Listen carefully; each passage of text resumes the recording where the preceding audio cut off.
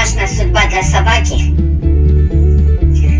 когда ей приходится охранять границу между Северной и Южной